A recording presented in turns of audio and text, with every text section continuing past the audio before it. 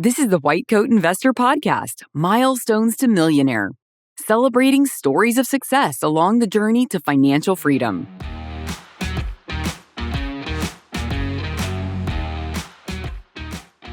This is Milestones to Millionaire Podcast number 198, Financially Recovering from a Divorce. Mortar Group is a premier real estate investment firm focused on multifamily properties in both ground-up and value-add projects in the competitive markets of New York City since the early 2000s. With over $300 million in assets under management and over 30 investments since inception, their fully integrated firm model allows Mortar to maximize efficiency and value across their investments in these niche markets. Mortar leverages over 2 decades of experience in architecture, development, and asset management in their projects to build value and minimize risk for investors. Invest in tax-efficient, high-return, risk-adjusted strategies with Mortar Group at whitecoatinvestor.com/mortar. We got something coming up this week. You're listening to this week. This is, Thanksgiving week, and I hope you're thankful for something. But come the day after Thanksgiving, there are going to be some things around here that you can be even more thankful for.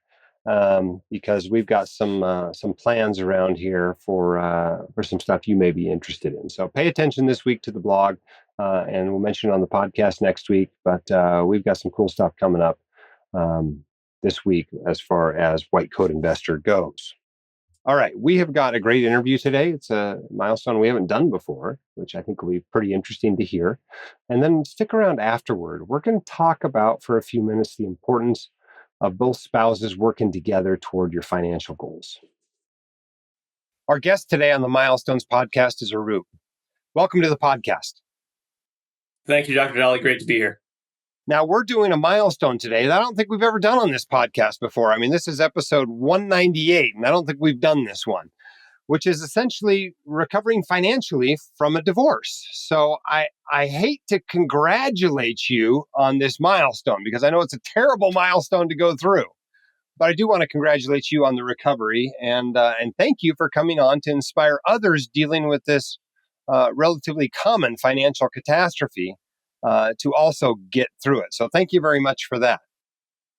Yeah, no, thank you. I'm glad to be here. And, I've certainly found inspiration in many of the stories I hear from physicians early in training and making, tremendously savvy financial decisions. And the joy I feel at the same time, there's a voice in the back of my head saying, not my story. Having friends who are going through what I went through 15 years ago, it's not their current story either. So again, thanks for having me on and really happy to share, my milestone. Well, let's start with a little bit of background information. Tell us what you do for a living, what part of the country you live in, how far you are out of training, when you got married in your career, and how long it's been since the divorce. Sure. Live in upstate New York, which for those who are not familiar with New York, not New York City, very pastoral, beautiful agricultural lands, rolling hills, about 2.5 hours away from New York City. So beautiful area. Unfortunately, New York is also a higher tax area. So there is that. I guess I'll start at the start. I grew up in the Northeast my whole life, grew up outside of Boston, went to undergrad at UMass Amherst, went to medical school at UMass Medical School, and graduated in 1999. I had a little circuitous path to finding my calling in anesthesiology, but in 2003, finished my anesthesiology training in Boston and have been in practice since. So initially in private practice for a couple different practices, and then for the last 16 or so years at Albany Medical Center here in Albany, New York. Okay. And then I guess the other questions, married right out of medical school back in 99 and divorced in 2010. Okay. And tell us a little bit about your financial success, your level of, financial success prior to getting divorced. I mean, you were an attending, it sounds like, for about 7 years before you got divorced. How are you guys doing financially? So I would say as long as we kept working, we were doing fine. But in terms of, the stories we hear and we share on White Coat Investor, that was not the story. It was much more of, really kind of anticipating higher, salaries and money coming in the future, and so almost living off of that future higher earnings, which again, not a great position to be in. But we were living well. We had purchased, beautiful house in upstate New York, and again, for a first house purchase, probably bigger than should have at the time. But financially, we were doing okay, but just not, significant savings. Putting some money into IRAs and into 403bs, but not significant savings. A lot of it was servicing med school debt, and then really servicing debt that we had accumulated along the way in terms of consumer spending. Do you think you had a positive net worth by 2010? Oh, by 2010, no, definitely not. Because It's at that still a point, negative net worth at that point. oh yeah.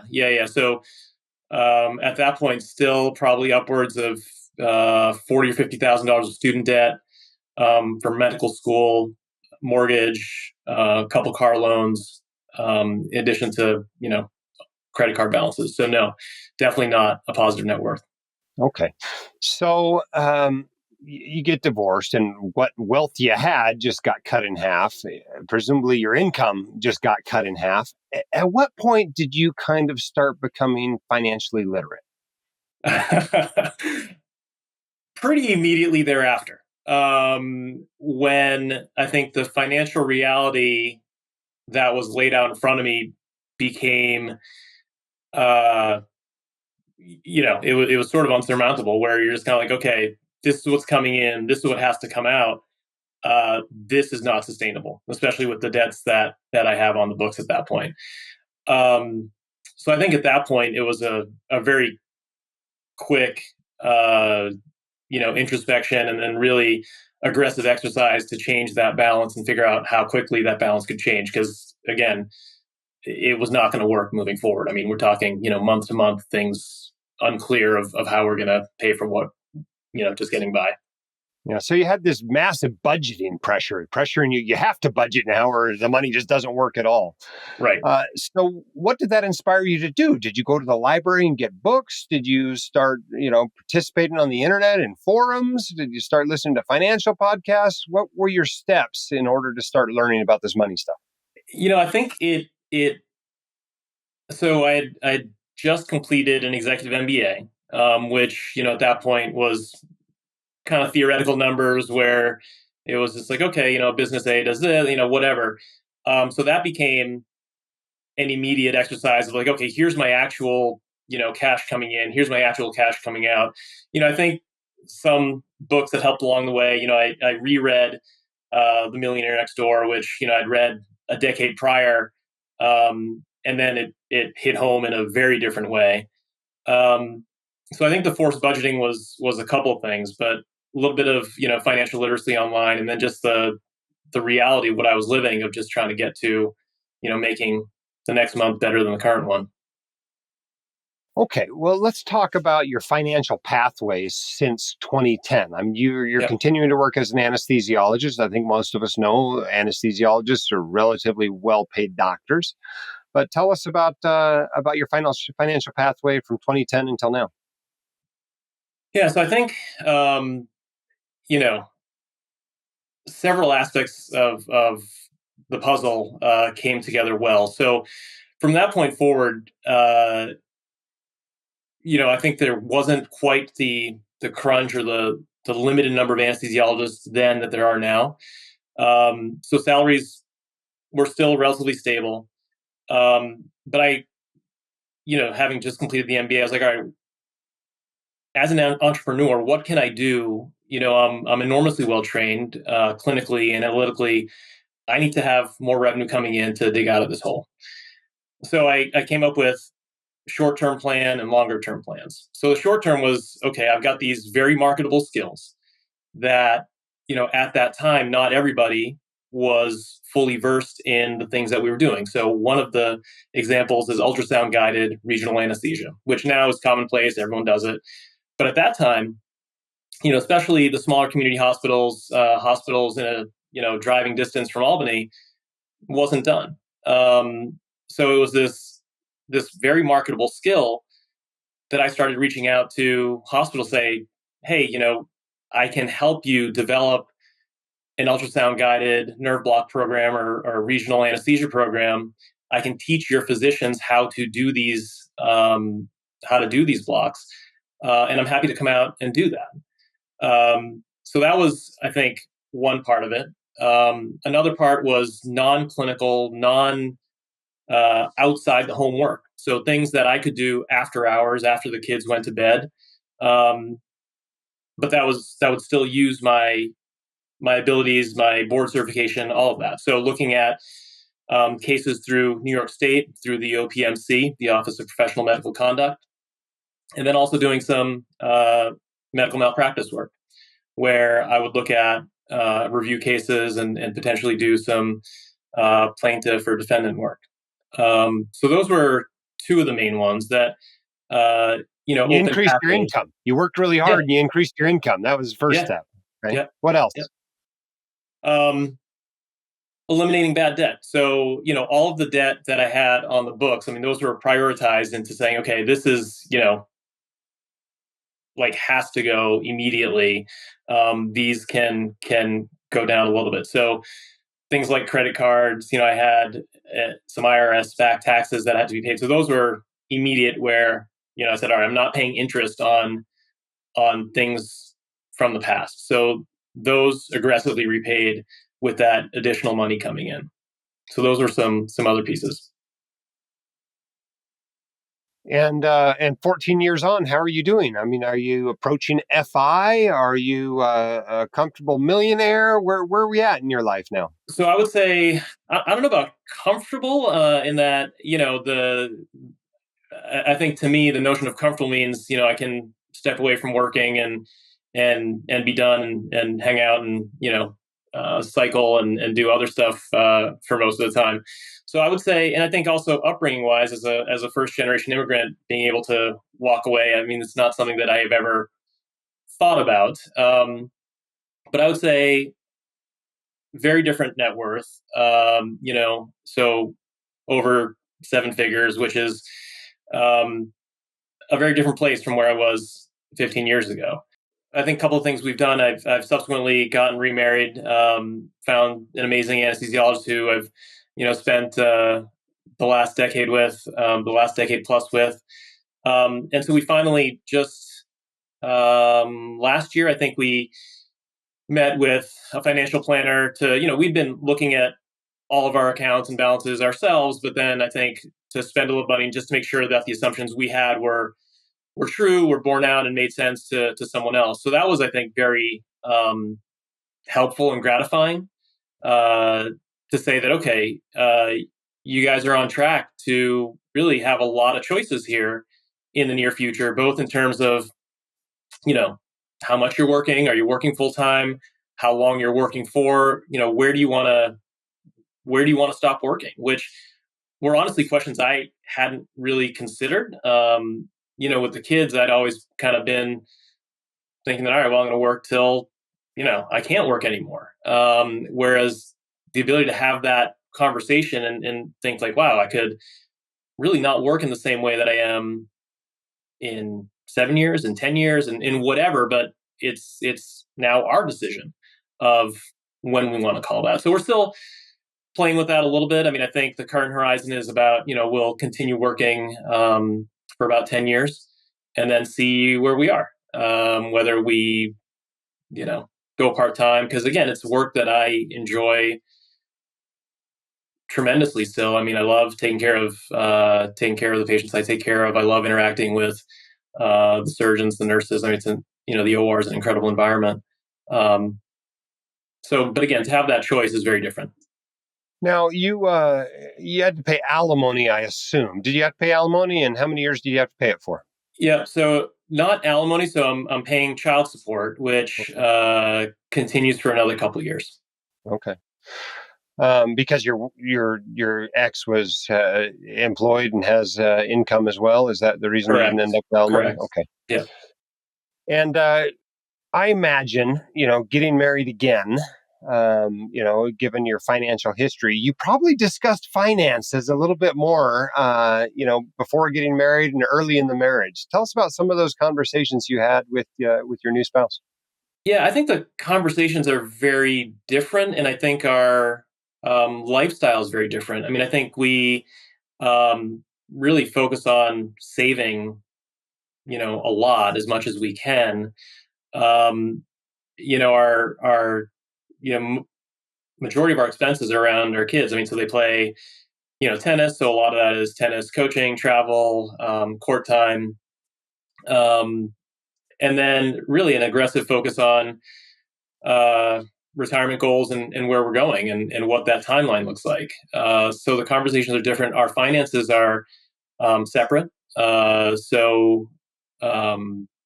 so that's different as well, where we have kind of clear delineation of who's paying what and how things are going, as opposed to everything kind of going into a common pot and just going out. Did you decide that? I mean, that's relatively rare among financially successful people to divide your finances. Did you decide to do that as a result of the prior divorce? Do you think? Um, I think it was partially inertia because I mean I think at that point we were both. She had been in practice for several years. I'd been, through this financial calamity.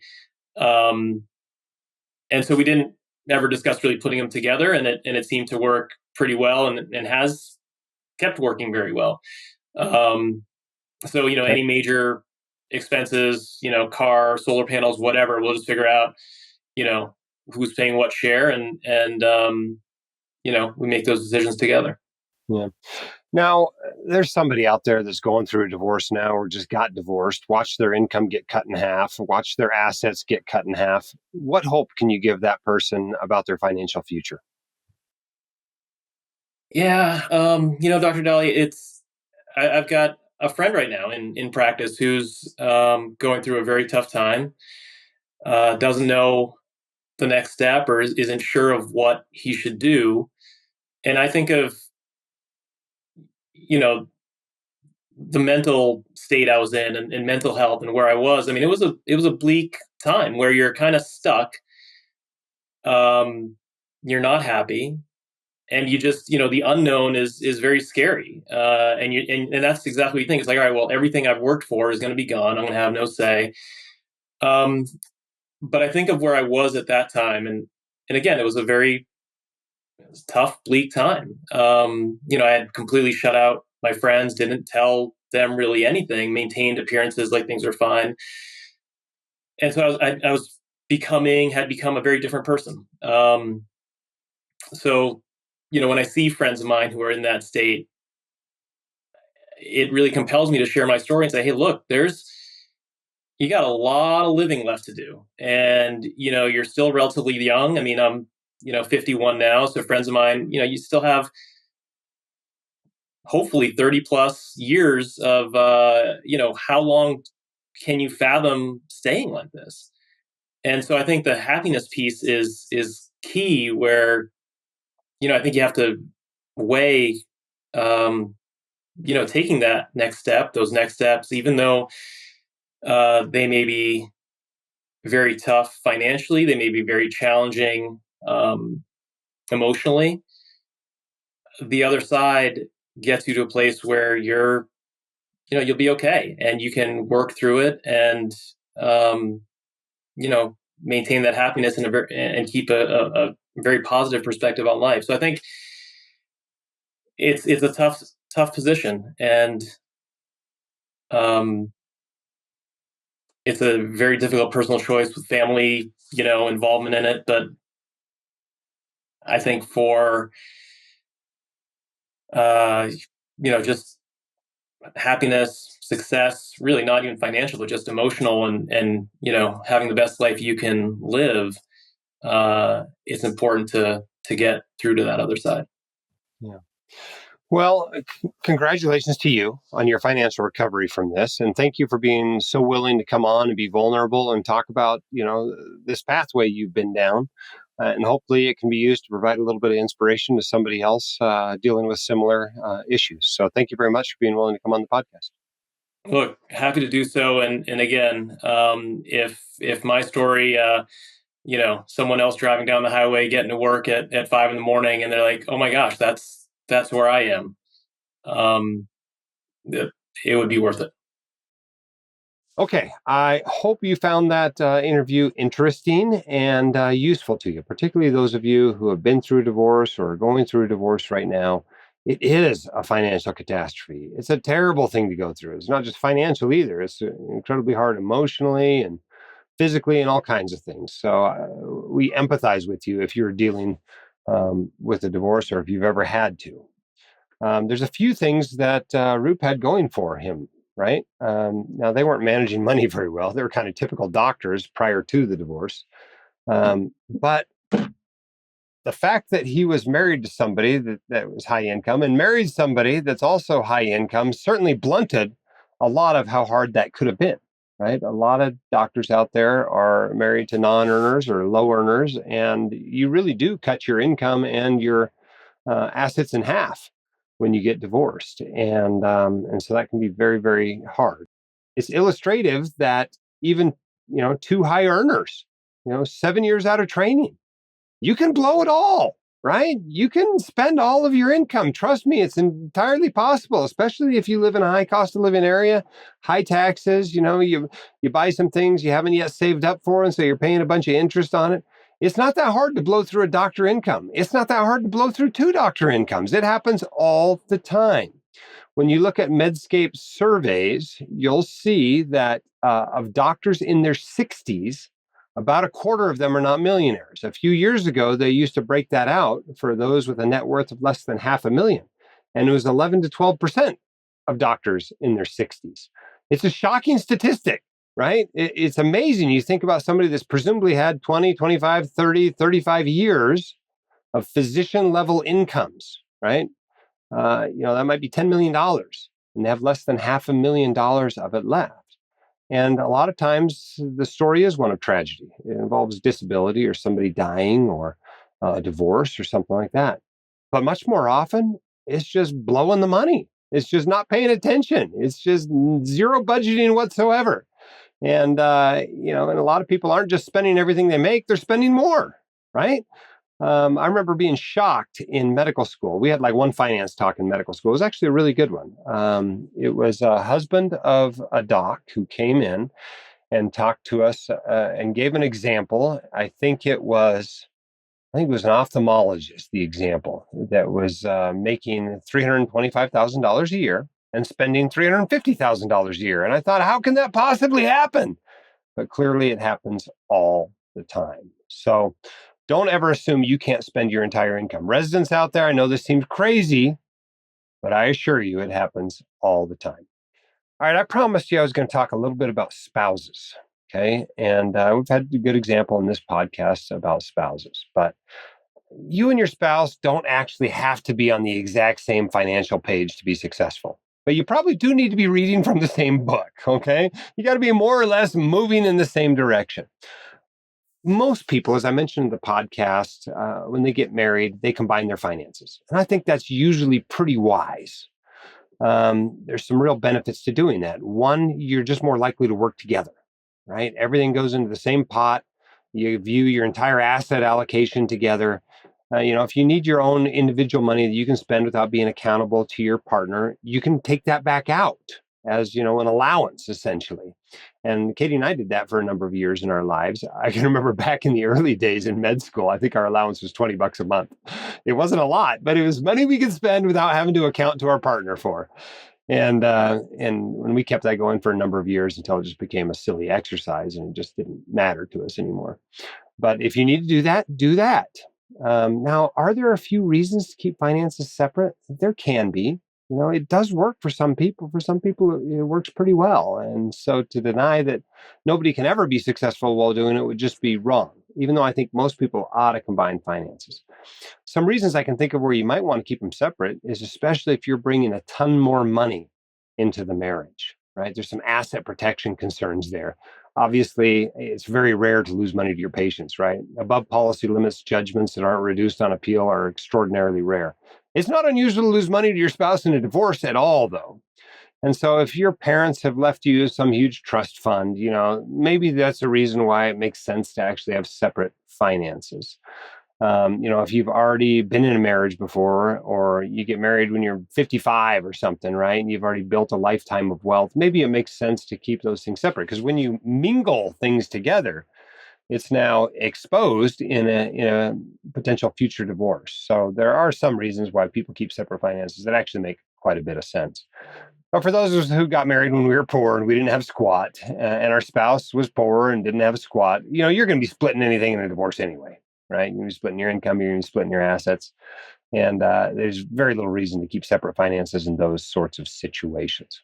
You do, however you manage the finances, you do need to make sure you're on the same financial page. And I think the best way to do that is what we call a monthly budget meeting. Now, you can call it whatever you want. I don't know. You can call it money date night. I don't know. Does it even have to be every month? I guess it doesn't. But I'd start with every month in the beginning. And the truth is, after a year or 2 or 3 of doing this, and after doing a couple of them after big financial changes in your life, it gets more or less on autopilot, right? Because you're on the same page, or at least reading from the same book. You're, on the page the other person just got done reading, maybe, but you're close. You're more or less doing the same thing, and keeping yourselves aligned as you go through your financial lives is very, very powerful. The other day, from time to time, I mostly move the investments around. So we're kind of a traditional situation that way. Katie mostly tracks the spending in our budget process. I mostly track the investments and move the investments around. But from time to time, we switch it up a little bit. And I have her, buy an investment, or I have her pull money out of the 529 for our nieces and nephews. I make sure she can do all the necessary steps so that in the event that I fell off a mountain and smashed my head, she could take over. Now, obviously, that's a very real situation in our lives. But, maybe you just haven't thought about those sorts of things happening in your life. Can your spouse take over? What is the plan if something happens to your spouse? Have you designated a financial planner for them to go work with? Those sorts of things ought to be discussed from time to time in your monthly money date meeting, whatever you want to call it. Hope that's helpful to you. Condolences to everybody out there who's been through a divorce or is going through a divorce now. I know it's not easy. I hope this podcast was helpful to you, provides you some inspiration. There is light at the end of the tunnel. It is not an oncoming train. This too shall pass. Mortar Group is a premier real estate investment firm focused on multifamily properties in both ground-up and value-add projects in the competitive markets of New York City since the early 2000s. With over $300 million in assets under management and over 30 investments since inception, their fully integrated firm model allows Mortar to maximize efficiency and value across their investments in these niche markets. Mortar leverages over 2 decades of experience in architecture, development, and asset management in their projects to build value and minimize risk for investors. Invest in tax-efficient, high-return, risk-adjusted strategies with Mortar Group at whitecoatinvestor.com/mortar. All right, we've come to the end of another Milestone to Millionaire podcast. We're grateful to have you here. Thank you for being part of the audience. Without an audience, the podcast is pointless. There is 0 point. We want you to be successful in your lives, both professionally, emotionally, in your relationships, and also financially. Okay? We think that financially, successful, financially comfortable doctors can be better doctors, can be better partners and better parents. They can focus on that which matters most in life. So we want to help get you there. If you've accomplished a milestone, no matter big or how small it might be, we'd like to celebrate it with you and use it to inspire others to do the same. You can apply to come on the podcast at whitecoatinvestor.com/milestones. Keep your head up, shoulders back. We'll see you next week. The hosts of The White Coat Investor are not licensed accountants, attorneys, or financial advisors. This podcast is for your entertainment and information only. It should not be considered professional or personalized financial advice. You should consult the appropriate professional for specific advice relating to your situation.